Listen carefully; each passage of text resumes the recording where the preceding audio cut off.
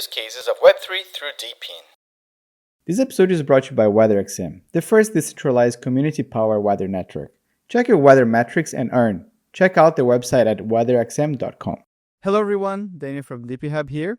Today we're interviewing ROVR, an innovative company building a decentralized high-definition 3D mapping platform designed to power autonomous vehicles, robotic applications, and the development of spatial AI. ROVR's approach turns geospatial data collection into a collaborative, incentive-driven process on DePIN infrastructure, making precision data accessible worldwide but transforming how machines understand and navigate the real world. I think the first time I heard about ROVR was on their Outlier Ventures Basecamp 2, I think, it was a while ago. And since then, you guys have been building a lot, right? Like, TGE and the partnership with GeoNet and a lot of things. But yeah, let's get started. How would you explain ROVR then in like a short sentence? So ROVR is a decentralized mapping or geospatial platform. We have two hardware devices that we sell to drivers. One is the Tarantula X, which is an RTK, and it connects to your cell phone's camera, and we collect map data that way. It gives pretty good spatial accuracy. With the RTK, we have down to 2 centimeter accuracy for that. A lot of the map companies are interested in this data for like signs and different attributes. And then we have what we call the light cone, which is a LiDAR camera, IMU, and RTK, and that's for more detailed data collection for HD mapping and training autonomous vehicles. What is the vision behind ROVR, and then when did you guys realize that DePIN was the way to do this? Yeah. That's a very important question. Before I talk about our vision, and I want to give you a little bit about context on the trend of AI and where we are today. Right now the AI has been dominated by the large language models, and for a while, but the next big shift is towards to the spatial intelligence. So AI is not just about the tracking or generating the text anymore. So it has to understand the real world, the real 3D scenes, and even the 4D scenes with the time dimension. So for example, the autonomous driving, for example, a self-driving car need to understand the surrounding environment in real time. So this is where the large language models hits the limit. So because the data for training, the text, images, videos, and easy to script from the internet, but fresh, large scale, real world, the spatial data, that's something you cannot just download from the internet. So that's exactly ROVR exists.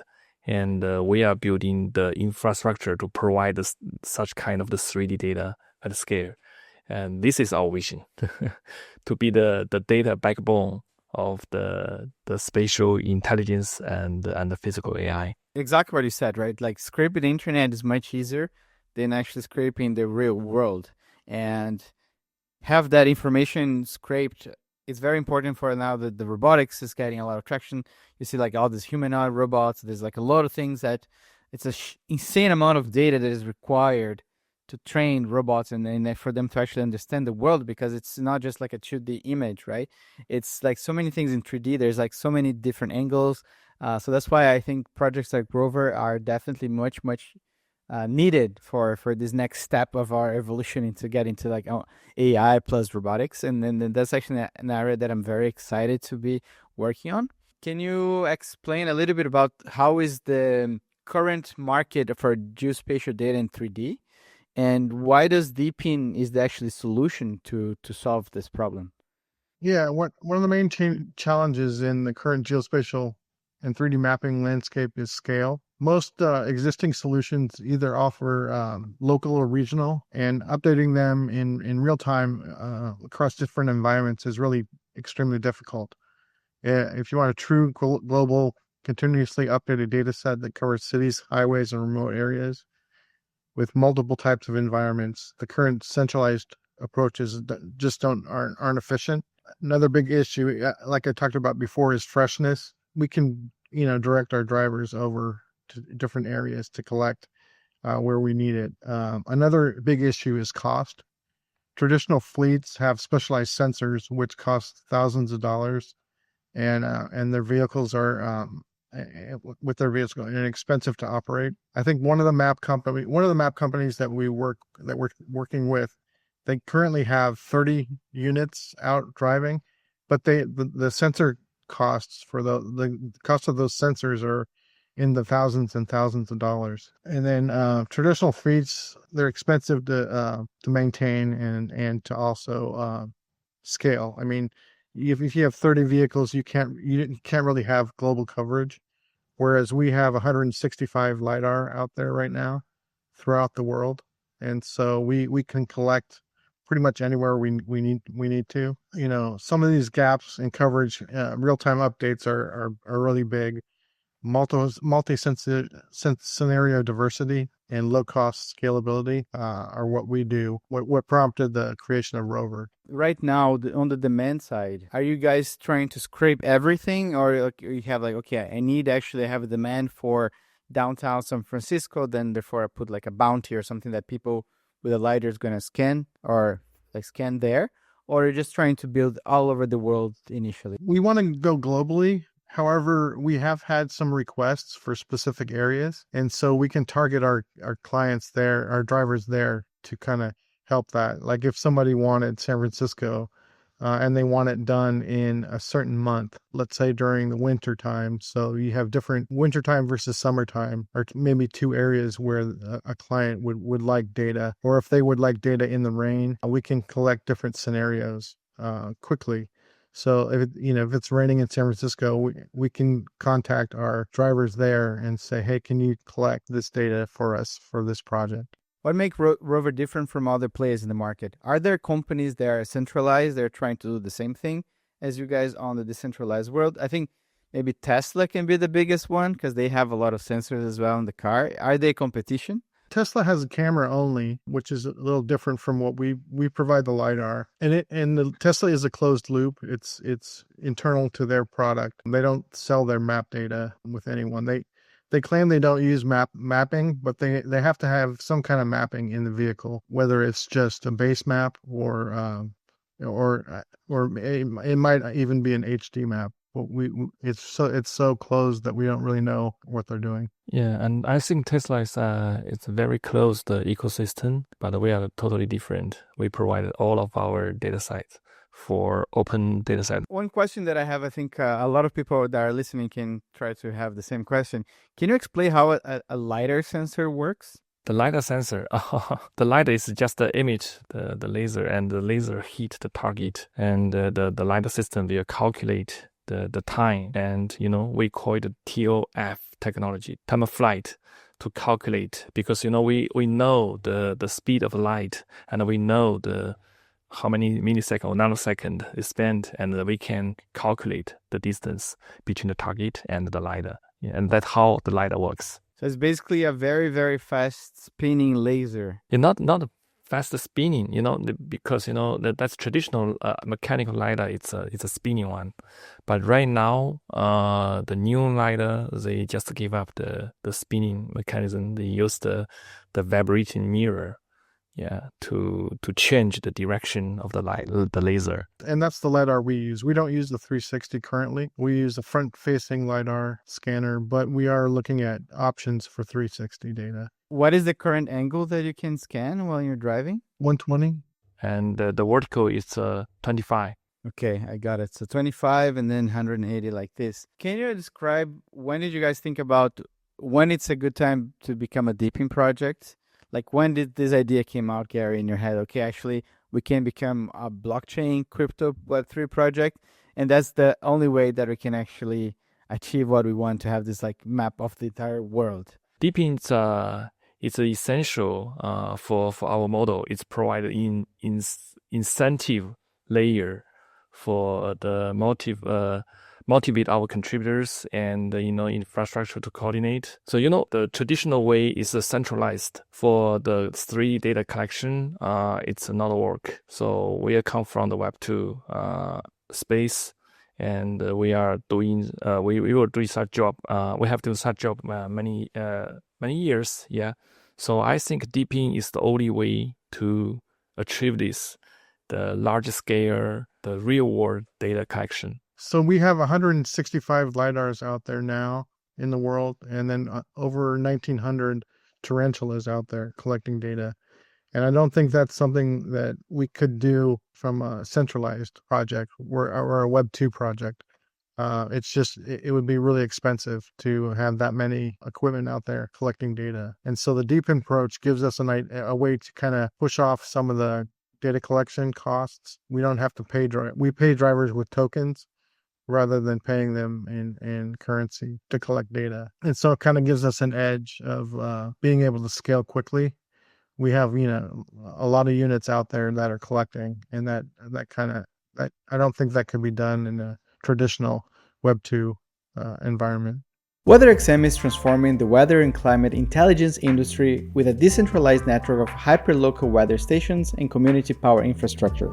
With 10,000 stations deployed across 80+ countries, WeatherXM is the world's fastest growing weather DePIN, delivering trusted ground-level data where it's needed the most. Now you can be part of the next wave. Targeted rollouts lets you fund and deploy stations in high-impact locations and earn on-chain rewards as they go live and deliver high-quality weather data. Supporters mint Beaver NFTs to help place new stations in critical areas. Deployers install the stations and keep them running for 2 years at least. Together, you help close weather data deserts and power better forecasts while earning rewards. Ready to shape the future weather? Head to rollouts.weatherxm.com and join the mission. Support a station or deploy one, and you get a chance to earn bonus rewards for early participation. Don't wait around. Let's go.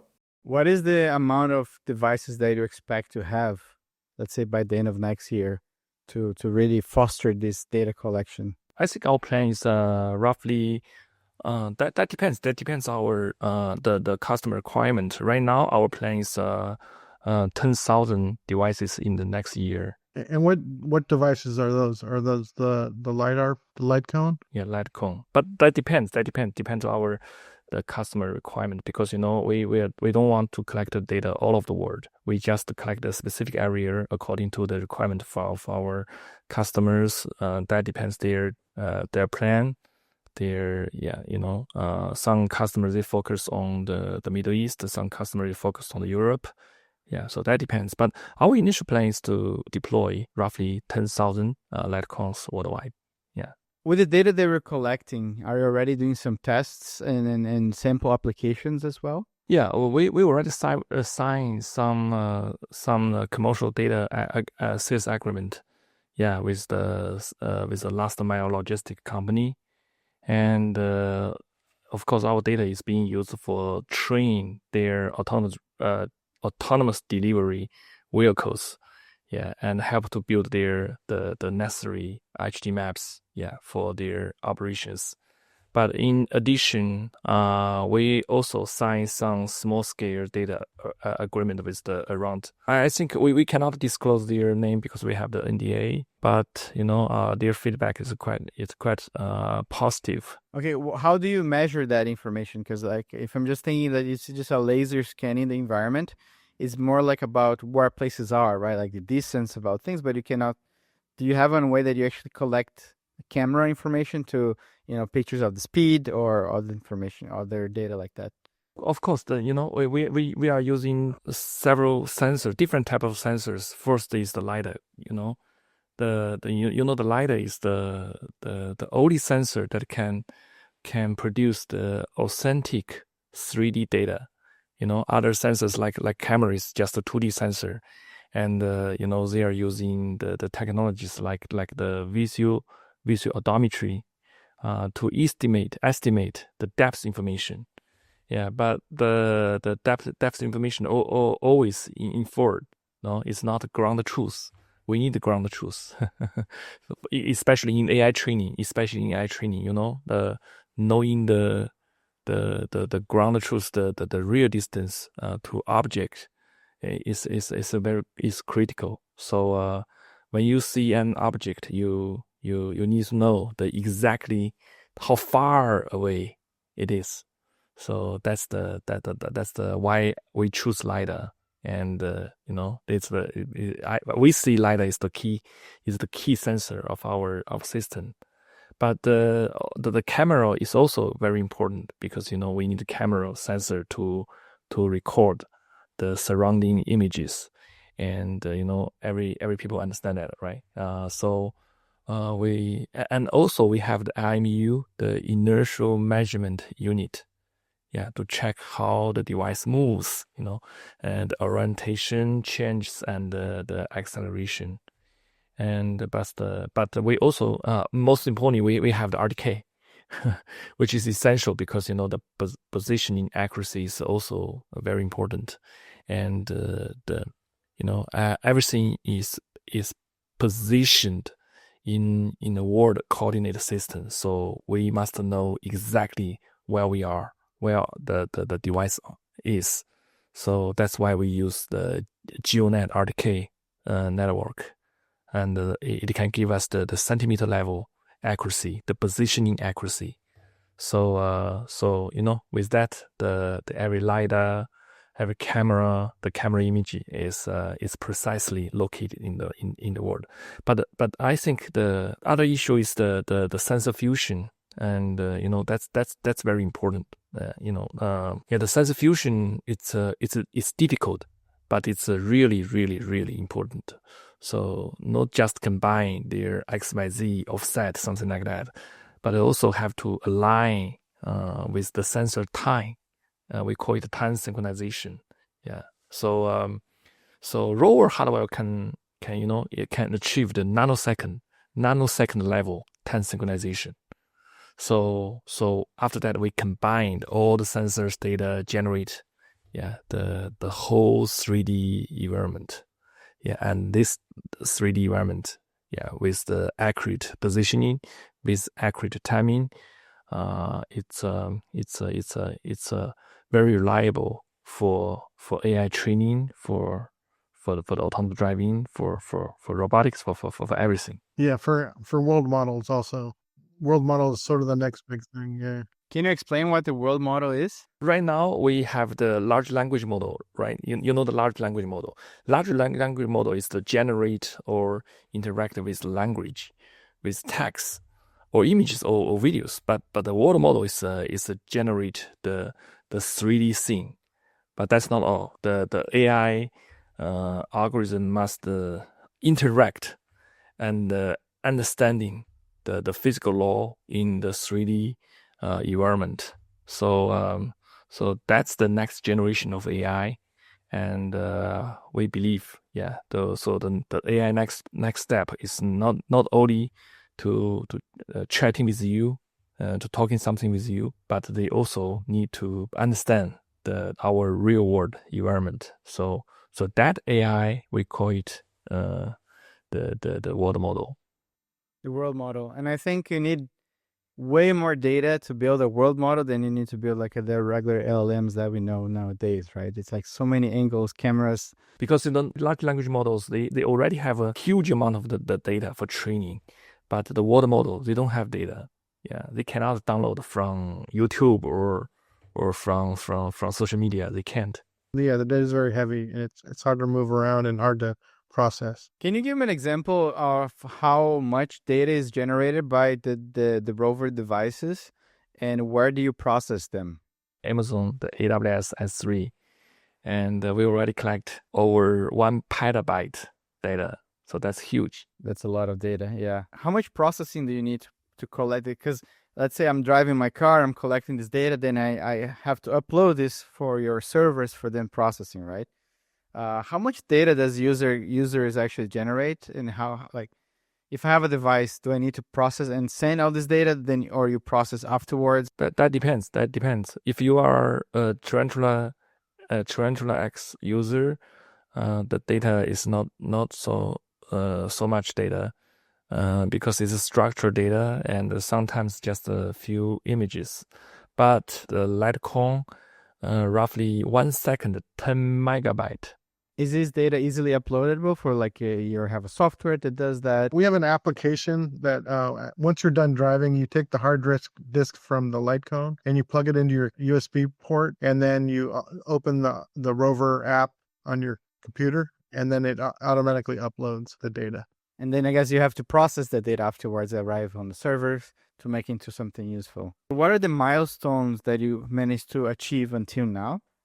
And what are the milestones for next year? From when I started, we had like 15 million kilometers driven, and now we have over 30 million. So that's a big milestone for us to jump that fast with the hardware we have out. You know, we have 165 light cones, but like Gary said, we'd like to move that number a lot higher. So I think, you know, a major milestone would be to get the hardware out and get more people using it, and especially in a targeted way. We've gotten requests for like Africa and Middle East, and so we would have to send out units to people there to collect data. So another milestone would be coverage, where it's needed. And is that what you're focusing for next year? Just getting more data out there, more people driving? Or do you have any other hardware pieces coming out next year? I don't know if you can talk about that as well. Yeah. We will deploy more hardware worldwide, especially in some specific area according to the customer requirement. Yeah, and we also will expand our open data set. We have a open data set right now. It's roughly 2,000 clips, but we will make more. And also, right now the data is just front facing, and we will expand to 360 data, because 360 data is very, very important for some AI companies, especially for the autonomous driving AI company. So next year we will expand more areas, more data, and more coverage. Yeah. What excites you most about the coming evolution of spatial AI robotics and rover in the future? I call the large language model is the AI 1.0, and the spatial AI is AI 2.0. And in the 1.0, the data, because the large language model can easily find the huge amount of data on internet, so the data is not the big deal. But in the spatial AI, the data is pretty scarce. So I think this area is quite a big opportunity for us, because we are leverage the power of DePIN, the Web3, to collect the data worldwide, and such data can be widely used for the spatial AI training. Yeah, so that's huge for us. And for you, Chris, what excites you about this world? Well, I think just the possibilities. For the past 10 years, the big push has always been for dynamic data. So people have been wanting it for 10 years now, but it hasn't really been brought to bear. Freshness is the key. To the map companies, they know that, and then the other companies collecting data, even with these expensive rigs, the data it gets stale quickly, whereas our data is continuously being updated. So I think the big thing for us is the freshness and the dynamic ability of the data. That's where I see us pushing. And I do hear a lot back from the autonomous vehicle companies. Like they like what we have. They like the open data set. They have some ideas that where we could use, where our data would be helpful for them. And so I think that's sort of the next phase. Working with these different companies, AI companies, even map companies. Nice. No, that's amazing. Any last remarks you'd like to tell our listeners? Like what they're going to be excited about ROVR? Where do they go actually to know more about the project and follow up on Twitter or X or blog, etc.? Where can people know more about ROVR? I think one area is LinkedIn, and we also have an X. You can follow us on X, and you can go to rover.network to find out more information there. Amazing. Well, thank you guys. Thanks so much for joining the podcast. I think it was very interesting. I'm very excited about what you guys are building, the real world data. I think it's something it's just getting started, right? It's super exciting. I'm getting more and more into robotics plus AI, plus Web3, for example. And I think it's an area that is still quite nascent. There's a lot of work to be done. And I think you guys are paving the way to build like a decentralized real world data, and that's going to be required for the future of robotics. And I just got to say thank you for starting the project and joining the podcast. Thank you so much. Thank you, Daniel. Thank you.